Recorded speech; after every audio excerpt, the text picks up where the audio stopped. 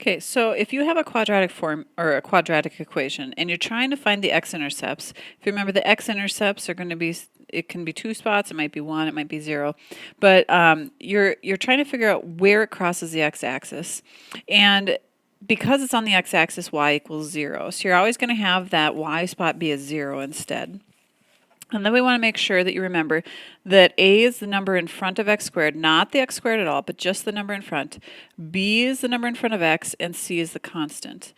And so when you have the x squared and the x and the c, you can use the quadratic formula to find the x-intercepts. And it's a formula you should memorize if you don't have it memorized yet.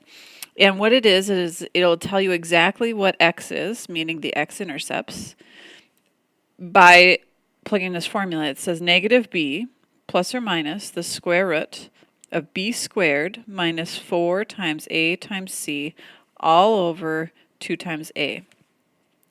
So, when you have an, sorry, I shouldn't put an equal sign there because I want to look at an example, but it's not sitting here. So anyway, this is your formula. Remember, you're getting the a, b, and c from that equation. So let's look at this example. Again, I'm going to rewrite the quadratic formula. So x equals negative b plus or minus the square root of b squared minus 4 times a times c all over 2 times a. And then as I plug things in, I'm going to notice that a is 3, b is negative 2, and c is 1. So I'm going to plug those in. Now my formula has a negative b to start with, so I'm going to put a negative, and then I'm going to plug in for b. Now my b happens to also have a negative, so I'm actually going to have 2 negatives here, so don't mess that part up.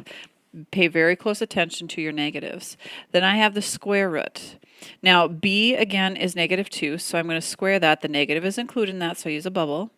Minus 4 times the a value is 3, and the c value is 1, all over 2 times the a value, which is 3. And now it's just a matter of simplifying this, and that can also be tricky.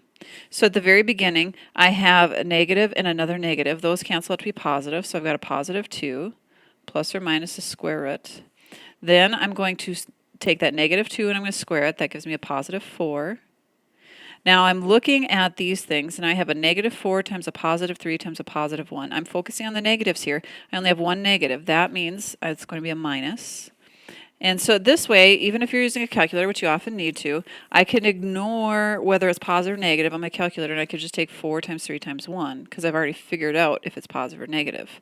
And 4 times 3 times 1 is 12. All over 2 times 3 is 6. And then we go ahead and keep on simplifying. You cannot square root the 4 yet because you can only square root when you have one number inside the square root. So I still have a 2 plus or minus the square root of negative 8 all over 6. Now, this one happens to actually have no solutions because you're square rooting a negative.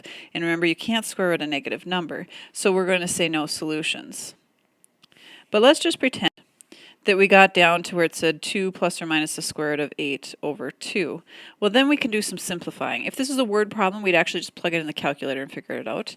Otherwise, let's just change something, actually. I don't want it to be an 8 there. I want it to be 4.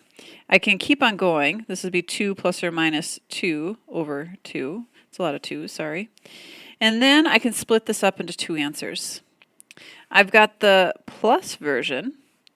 So I'm going to go plus, so I go 2 plus 2 over 2. And then I've got the minus version, 2 minus 2 over 2. So I've got 4 over 2, which gives me 2. And I've got 0 over 2, which gives me 0. So there's my 2 answers. So this one would be crossing at 0 and at 2. So it'd probably look something like that. And so that's how you use a quadratic formula.